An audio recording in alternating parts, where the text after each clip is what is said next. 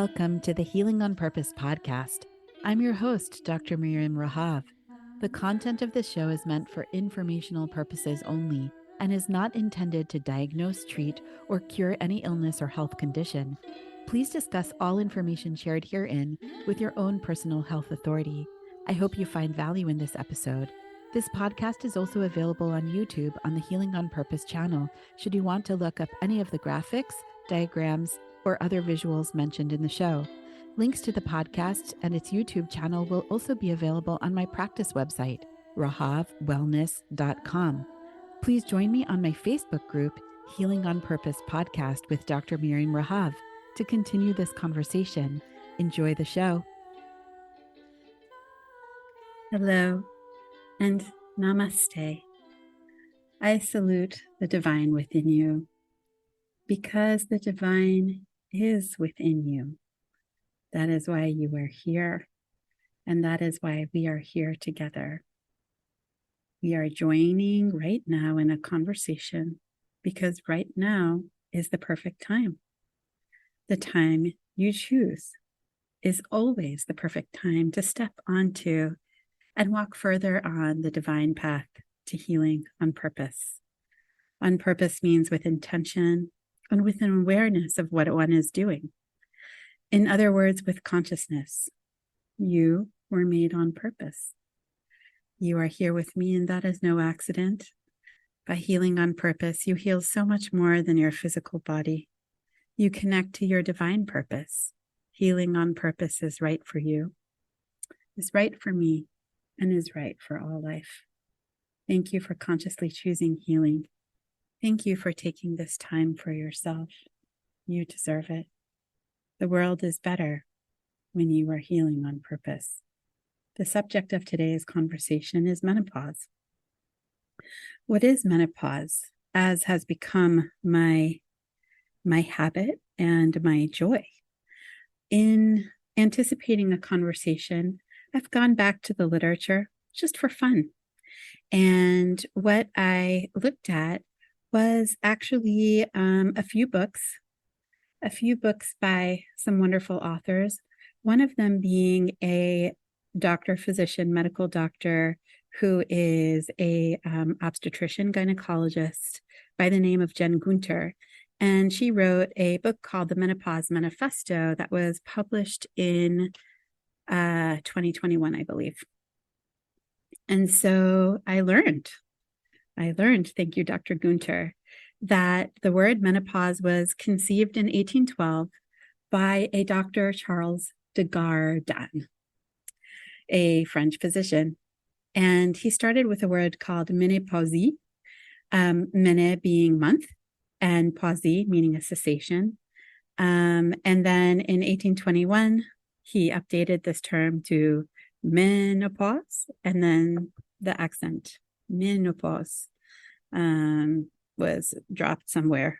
There was like a little accent mark over it. But what is it? What is it? Well, technically, it's when our ovaries, where we have eggs that live in little follicles, are no longer, no more follicles, therefore no more ovulation because there are no more eggs. And the average age of menopause happens somewhere around 50 to 52 years of age in women.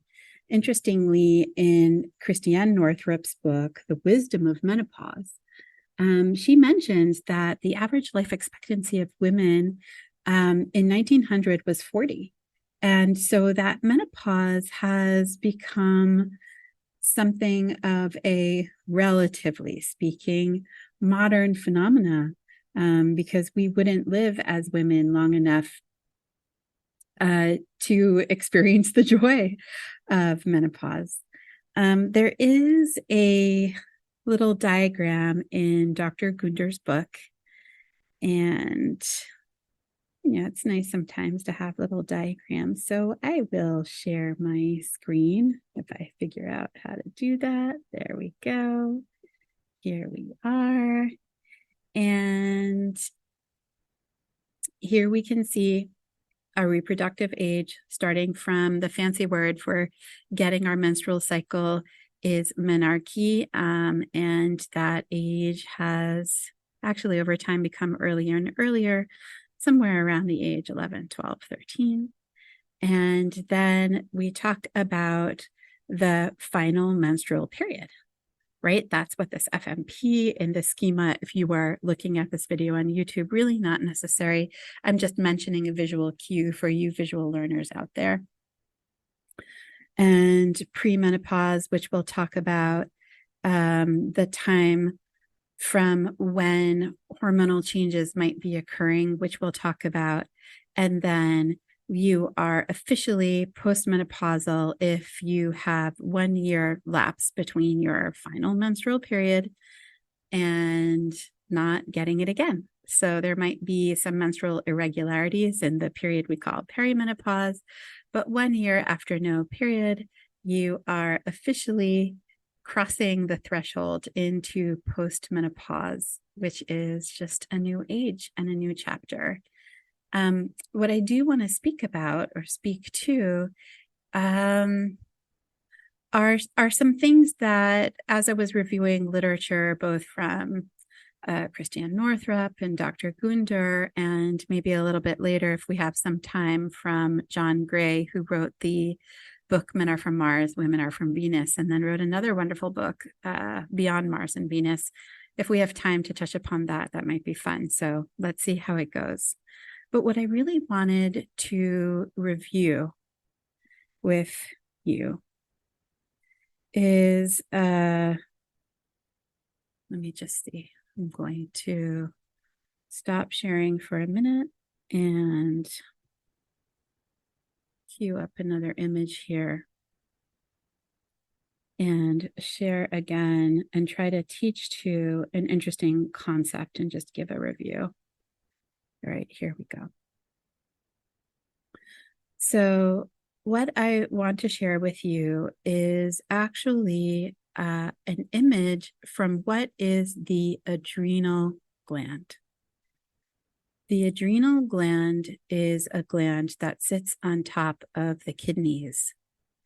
It might actually be good for me at this juncture to give you visual learners just a sense of what it looks like and where it might be located in our body. So let's find an image relatively showing where the adrenals live inside our anatomy, just to give you, so you can see that they actually live kind of in the back in what's called the flank. They're relatively a posterior organ. There are the kidneys, and then you have this little triangular dome on top. That's the adrenal gland for you visual learners. And what I want to show you is actually the events or the hormonal synthetic pathways, what is actually being made in this adrenal gland. And I will tie it in a bit into why I'm discussing the adrenals when I'm discussing menopause. Okay. So the adrenals are making so many hormones. They are just a factory for all of these hormones. Now, some of these hormones you may have heard of. So we have somewhere in this diagram for you visual learners. If not, remember, that's totally fine. But you may have heard of a hormone called cortisol. And cortisol is made in the adrenal glands, and it is chiefly made responsible for the stress response, tasked with responding to stress. And as such, it tends to get activated quite a bit. By what? Well, by anything. The classic example, if you have heard the fight or flight response, is being chased by a potential predator, the proverbial bear or tiger. But really, in our modern lived experience, it can be anything. It can be exposure to environmental toxicants, poor diet, lack of sleep, stressful, traumatic events, fear, infection, financial woes. I mean, you name it, the adrenal, it lands in the adrenal. Now, the first hormone, that is the precursor, also known as the grandmother of all the other hormones, is what I like to joke and say the most famous hormone you've never heard of, called pregnenolone. So if you are looking at the diagram here, pregnenolone is the first step.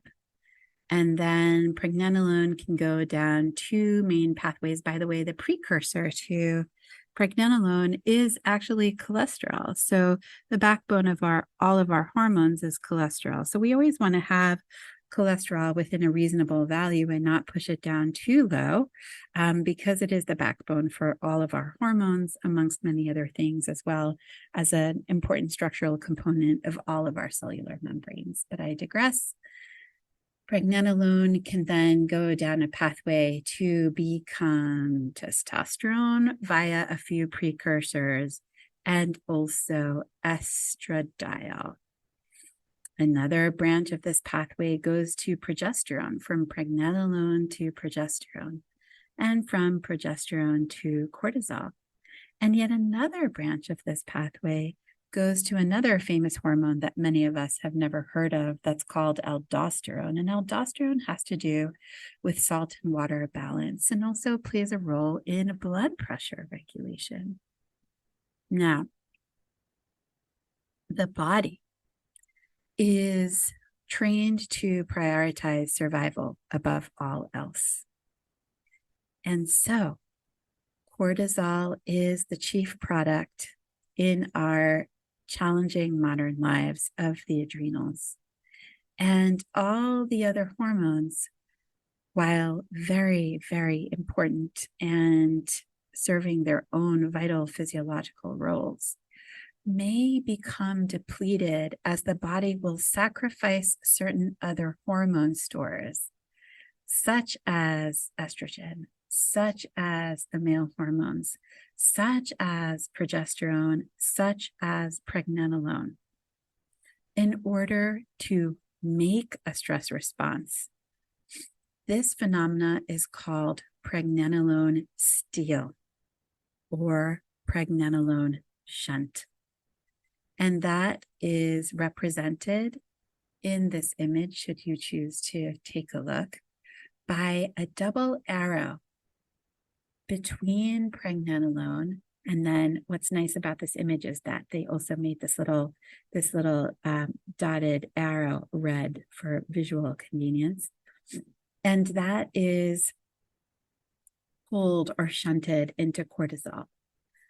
Another intuitive way that I describe this is, if you are, just intuitively think, if you're under really big stress, if you have had a moment like that, hopefully not, but so many of us can relate to this. Are you also in the throes of a big acute stress response, also able to eat? Oftentimes we just can't eat anything inside the acute stress response. So this is an important, how our nervous system kind of gears itself towards stress. The other thing about chronic stress is, when we're in big stress, do we also have a big sex drive? And what we can see here is that a lot of these hormones, estradiol, DHEA, testosterone, progesterone, that are associated with sex hormones, are also produced in the adrenal and can be pulled into, shunted, or sacrificed in a way for the survival of our organism, such that when we are under chronic stress, acute and chronic, or acute on chronic, any permutation thereof, our sex hormone levels can drop. Hopefully, so far, so good. So the adrenals make sex hormones as well as stress hormones. And when the adrenals are tasked with responding to all kinds of stressors over time, sex hormones can take a dip. Now, when we are relatively young and juicy and have nice, juicy ovaries also also make sex hormones, especially estrogen, progesterone, but also some testosterone. In fact, the dysregulation of that is the chief concern in the phenomena known as polycystic ovarian syndrome, which we have discussed elsewhere. For the purposes of our conversation, I liken the ovaries and their dialogue between the adrenals when we are before menopause as that neighbor that we can always go to when we're, baking cookies and have run short of flour or sugars or eggs and say, hey, can I borrow a cup of sugar? And the ovaries say, sure, sure, sure, sure. And so even if we're living under stress, we have as women in our ovaries a kind of adrenal backup system in the form of hormone synthesis in the ovaries. I really hope you get this. This is a really, really key point. And I see this all the time in blood work because, as it so happens, when I want to get to know someone, of course, their story and their physical exam, but also their labs. And guess what I look at? Surprise, surprise, pregnenolone, DHEA, testosterone, progesterone, estradiol, cortisol. And I get a sense of where these things are in cross-reference with a physical exam, with a story, with symptoms, of course. And interestingly, some of my women have gone on and become pregnant, which is a state of big hormone production. And it has always amazed me to watch simultaneously how when women are pregnant, their adrenals seem to do much better. Forgive me, I'm just doing a little. Okay. Adrenals seem to do much better. And that is because that backup system, that neighbor with who always has the extra sugar is right there, showing up and bolstering those adrenals. Conversely, postpartum, after women give birth and those huge wave of pregnancy hormones dwindles and the sleeplessness of the nights and the nursing and all the other things kick in, I find that the adrenals can really, really get vulnerable in the postpartum period. And that's something that I've also observed very, very much in my community of women who are nursing in the postpartum period. They really, really can experience a lot of adrenal vulnerability. And one of the markers that I like to look at for this purpose is that grandmother of all hormones, pregnenolone. Now, why am I speaking about the adrenals so much and mentioning some of these examples from my clinical practice as I speak about menopause? The reason is that in menopause, as our follicles go to sleep, so to speak, or the way I like to say is, your ovaries say, talk to the hand, we're done, we're done. And then you have a drop in estrogen. Now, if your adrenals are supported and you have both the psychosocial, the spiritual, the physiological, the nutrition, the supports, and the consciousness, and maybe the medical practice standing alongside you and validating you, bolstering these things as needed, which could be in the form of specific nutraceutical supplementation, such as pregnenolone itself, such as DHEA, or with helping your body adapt to stress. First of all, recognizing the root cause of stress, which is a deep and nuanced conversation, as nuanced as you yourself, and that I hope on your pathway to healing on purpose, you do find a way to take the time for yourself to step onto that pathway and see where you are.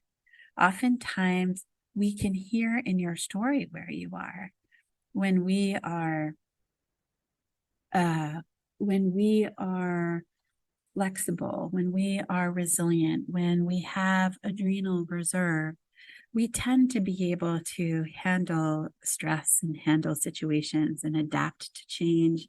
And when our adrenals are vulnerable, you may find yourself being more irritable, being less excited about changes or ventures, initiatives, and so on and so forth. So there are a lot of clues that I listen for in someone's story, including a really, really important one is energy. I also want to mention one thing here vis-a-vis pregnenolone, the grandmother of all of our other hormones. It turns out that pregnenolone is concentrated in our brain, and as such, it is neuroprotective, which means pregnenolone protects the brain. Conversely, under chronic stress, our brain also becomes more vulnerable. And the reason I think I wanted to mention this is because I wanted to segue, if I may, over to a little section that I queued up from Dr. John Gray's book, Beyond. Actually, I'm not sure if he's a doctor. Forgive me if I misspoke. But John Gray's wonderful book, Beyond Mars and Venus. And he writes here that about estrogen. Estrogen is from Venus, and that women have turned to estrogen replacement to relieve menopausal symptoms. And that there is, I guess he says, right? So I'm just reading from his book. And this is not, by the way, necessarily my opinion. I'm just kind of sharing information that's out there, and then I'll speak to this and qualify this a little bit more. So researchers claim that estrogen replacement can not only stop menopausal hot flashes, but also support positive moods, increase energy, and reduce anxiety. Hormone replacement for women has become common because of the harm decreased levels of estrogen can cause. Now, this is a very controversial statement in my book. Decreased estrogen has been linked to osteoporosis, low energy, lack of concentration, mood swings, depression, poor memory, infertility, low libido, and anxiety. What I wanted to do and qualify here was that the drop in estrogen more frequently in my clinical practice relates to that adrenal conversation that we just spent our precious moments together going through. And I love what he says down here, which is taking hormones is not always the answer. A worldwide debate is raging today regarding the harmful side effects of taking hormones versus their possible benefits. Indeed, John Gray, indeed. While some studies say taking hormones increases a woman's risk of breast cancer, others claim that it can reduce the risk. Some experts claim bioidentical hormones, which are made from plant chemicals, are safer, while synthetic or animal-derived hormones are not. What I want to say here is that we are circling around a problem. However, I do not believe we're really looking at root cause, because root cause goes back to the adrenals, folks. Because we're talking about a drop in estrogen, and yes, we see that drop in estrogen, but that drop in estrogen is really exposed perimenopausally, because what we're really exposing, folks, is the adrenals. It's the adrenals. Because the estrogen that is made in the ovaries, as well as the progesterone, as well as the testosterone, can mask to our unstudied eyes who have not delved deeper into hormones, can mask adrenal vulnerability, can mask the effects of chronic or acute on chronic stress. Usually it's the chronic smoldering stress that we might be so accustomed to that we just think that's the way it is. And we don't have validation out there because, folks, in my world, training in internal medicine as a medical doctor, I was told over and over again, adrenal fatigue is not a thing. I sometimes think it's a little funny to say that, because adrenal fatigue is not a thing when you never look at adrenal function. If you look at adrenal function and you routinely look at pregnenolone and progesterone and cortisol, and some of you who are of the initiated in the world of integrative functional medicine are aware of how cortisol, which is our hormone of stress, also changes depending on time of day. A fancy way of saying that is cortisol is circadian. It has to do with light and sleep cycles. And so me looking at cortisol on blood work is not diagnostic. It can be a clue, certainly in the context of a story, in the context of symptoms, in the context of physical exam. Absolutely. However, in and of itself is not diagnostic. If we want to look at a snapshot of the adrenals and their ability to make cortisol in time, we can look at a salivary cortisol curve where we actually have a certain amount of cortisol in our saliva. And so we can do a spit test within 20 minutes of waking, and then 30 minutes after that, and an hour after that, and midday, and in the evening. And we can get a sense of our cortisol curve where we should be able to, and do in normal circadian patterns, mount a cortisol, which is part of normal waking. Traditionally, normal waking would happen often with the sun, with light hitting the back of our eyelids raises cortisol. Similarly, when we are in the dark, cortisol will lower, melatonin production starts. Now we have so many disturbances, so much artificial light and blue light. Again, for the initiated, this is old hat, but for some of this might be new information. And these are profound effectors, never mind all of the other things, because anything and everything that can cause us stress, obviously, is affecting the adrenals. I hope this much we have gotten so far. And so when we look at the adrenals routinely, we in fact learn that the adrenals can absolutely be depleted. And before they become completely depleted, which is what we might see in critical care medicine in the hospital, where we cannot mount that stress response, what's needed to deal with infection. And so what we saw in my hospital training in critical care in the medical ICU is oftentimes we would give, along with someone struggling to overcome, let's say, a big pneumonia requiring intubation, would be something called stress dose steroids. That's hydrocortisone. That's a big steroid, 100 milligrams, oftentimes every 8 hours, to try and just boost those adrenals that have all but given up, and see if then that person can overcome the stress of infection, right? One of the signs that your adrenals may be weak is just waking up tired because you're not mounting that cortisol that you need in the morning. And then maybe you are tired throughout the day, or maybe you're actually hyper revved up. Maybe you're hyper revved up because there are things that are stressful. And in the beginning, our adaptation to stress is just mount that cortisol, mount that cortisol, mount that cortisol, mount that cortisol. Until what? Until over time, our ability to mount it and mount it and mount it and mount it is depleted. And then we lose a good amount of our estrogen production in our ovaries, and down we go. We're exhausted, we're depressed. But remember, this is a complex dance. And just giving estrogen back, which, yes, by the way, estrogen is a hormone that is proliferative, folks. It makes the uterus lining grow big and cushy for egg implantation. It is a growth factor. And our exposure to growth factors from estrogens, including outside estrogens from our environment that are absolutely pervasive.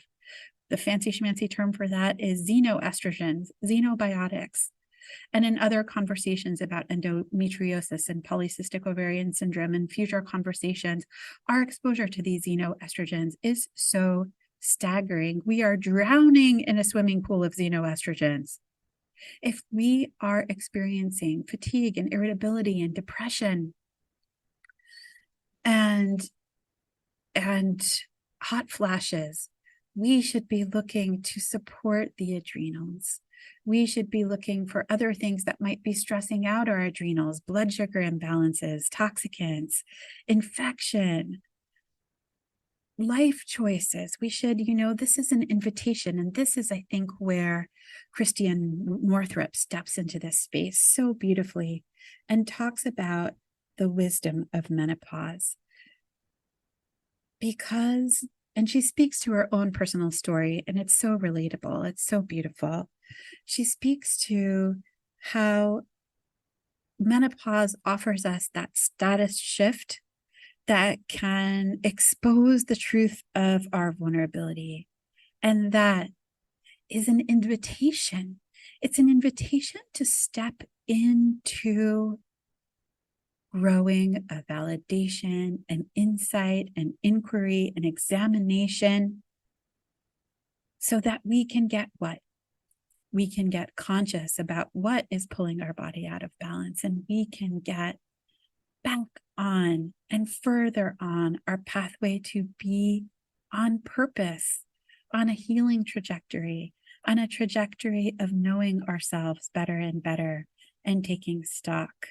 And so that is really the story that Christiane Northrup tells so beautifully, God bless her forever, in her wonderful book, The Wisdom of Menopause. And if that resonates with you, she really, really is the voice for that. And I really welcome you to sit down. It's a delicious kind of deep dive into that intersection between our physiology and our intuitive wisdom and potentially our spirituality, because we are stepping into this place of holding space for ourselves, which comes from love, right? It comes from growing into the belief that we deserve that attention. And Dr. Gunda really speaks to that, saying it's time for us to pay more attention to menopause, because it's really a reveal. It's a reveal of what we've been doing. And, when the body says no, it's a time to take stock and say, all right, well, why is the body saying no? What is the body saying no to? It's a time to really compile all of those pieces of the puzzle. And I really welcome you to step into this possibility to know yourself better. Now, I just want to say one thing here quickly before we end our conversation for today. And I am putting out a request that if there are topics within this topic, and I'm not getting specific here, I'm just kind of giving an overview as far as what some specific tests, but I do want to mention one specific test, which is the Dutch. It's the dried urine hormone test, also known as the Dutch. It's an acronym. And it's capable of offering you both the salivary testing for the cortisol curve, but also urinary metabolites of your hormones. And the reason that this is incredibly important is before, if you're feeling bad and you just want your energy and you just want to function, and I really get that. It's like we have to do what we need to do. We have to live our lives. But before you potentially invite the potential risks of hormone replacement therapy, please, please, please, this is my public service announcement. Get a Dutch test. See how your hormones are being metabolized.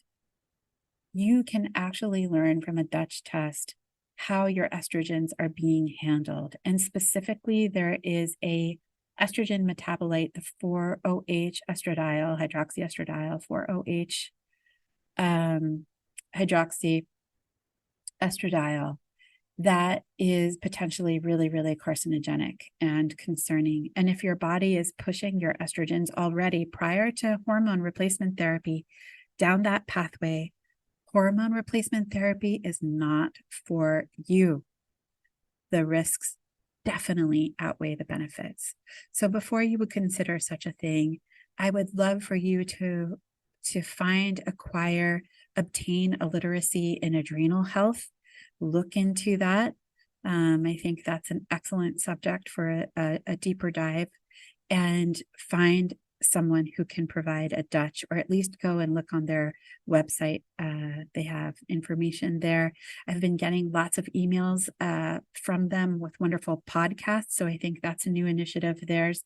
And I really welcome you to look at some of those podcasts and really get empowered and informed on your pathway to being as healing and healed and empowered and on purpose as you can possibly be. And the resources are really, really out there. So until next time, I hug you and I thank you for being with me on this pathway. I look forward to being with you again soon. Thanks for listening to the Healing on Purpose podcast today. I hope you found this information helpful, and I encourage you to share this episode with others who may also benefit from the information shared. Please consider rating and reviewing my podcast on Apple Podcasts so more people can find this information. I also invite you to join the Healing on Purpose podcast Facebook group to continue this conversation. I'll see you there.